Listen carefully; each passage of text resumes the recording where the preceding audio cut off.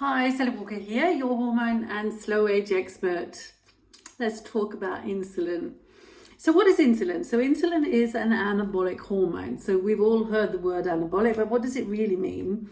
It means build. It's a storage, building type hormone. It's not a breakdown hormone. And which tissue does it build?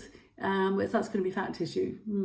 So understand, get another picture here. So type 1 diabetics, if you're unfortunate to have this disease, your pancreas, which is responsible for producing the insulin, doesn't produce insulin. So that means you're going to have sky high problems with your blood sugar.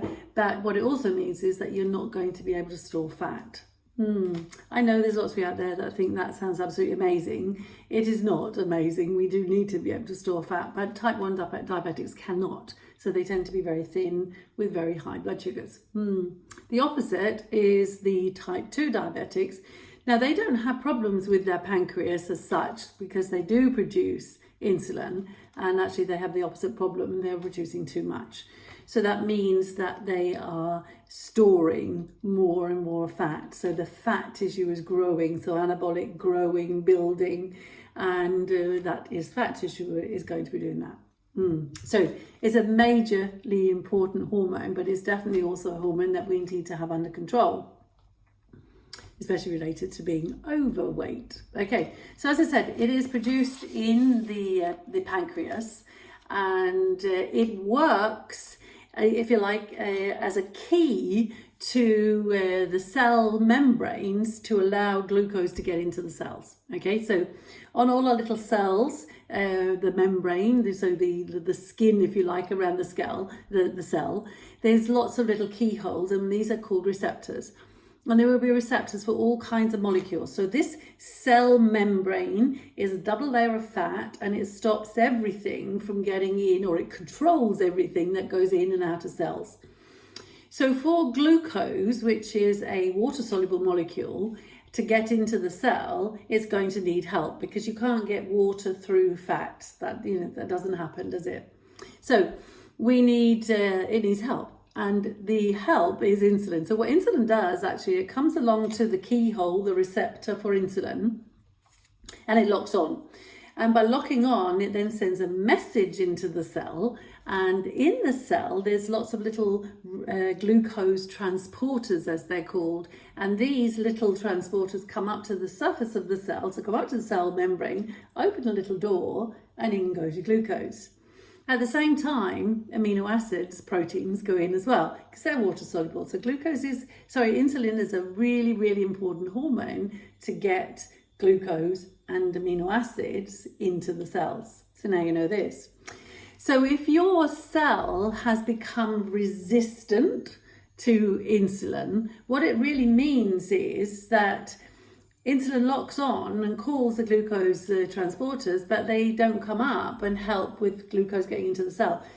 Probably because the cell has enough glucose and doesn't want any more. So it's like the delivery man, if you like, coming to the supermarket saying, "Morning, I have got some milk for you, fresh, lovely milk. Would you like some?" And the supermarket owner says, "Oh yes, we need some because we sold everything we had yesterday. So we really need to fill our shelves up with some milk because the customers are going to be coming in a minute." So the delivery man can then deliver all its milk. Yeah.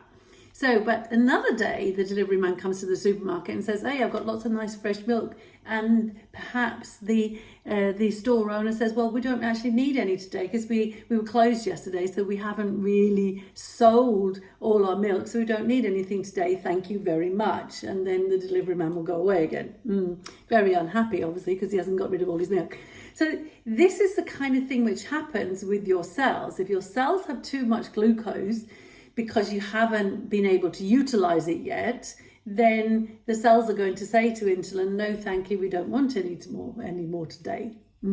Yeah, that creates a big problem because then your blood sugar doesn't decrease, and then you've got high blood sugars, and that creates all kinds of problems, sort of thing. So it's not good to be resistant. But I just wanted to tell you sort of a little bit of what it looks like, so you maybe can understand it a little bit better. The only solution is obviously to decrease the amount of glucose being delivered Yeah, so the next delivery man that comes to the supermarket, he may not have quite as much milk with him because he didn't get rid of all the last stuff. Yeah, so if you start decreasing your amount of glucose which is in your diet as a start, then perhaps there will be less glucose to get into the cells, and perhaps then the cells will start using all their glucose and be a little bit more hungry for some more glucose. Yeah, you understand that? I think maybe you do. But listen to it again and then you will. So insulin is very, very important. It is a major anabolic hormone. It helps us build tissue, but one of the major tissues it helps us build is fat. But remember, it also gets your amino acids into the cells, so your cells can then build and make the proteins it needs to do its jobs, which is very, very important. In principle, we could say there's sort of like two productions of insulin.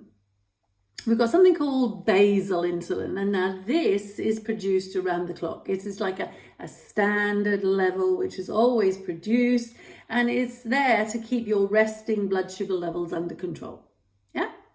And then we have what we call bolus insulin. Now this production is related in response to your intake of food. So every time we eat food, and we get the glucose or the sugars and the carbs digested down to the glucose, and then we absorb the glucose through the gut wall.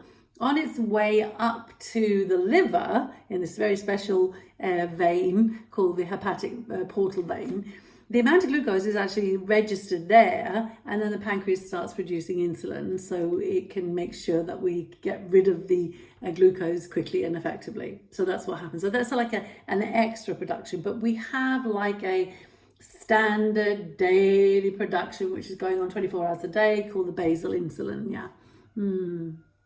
Yeah, very, very important little hormone.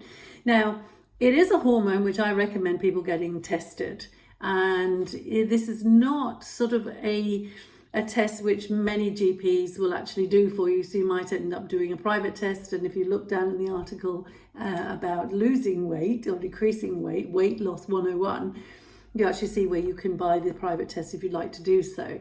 Now, the best levels for insulin will be 5 and under. So good idea to get it checked, because as you're possibly getting your blood sugar levels under control, you might still be producing high levels of insulin to make this happen. And you need to know this so you can carry on with your new lifestyle changes, which are helping your blood sugar come under control. But insulin just takes longer. So keeping an eye on the insulin levels is actually very, very, very important. So yeah, have a little read. Lots more information down there. And yeah, get your blood sugar and your insulin under control. And this will help you lose weight, and it will help you function better in every single way. Happy hormones, happy life.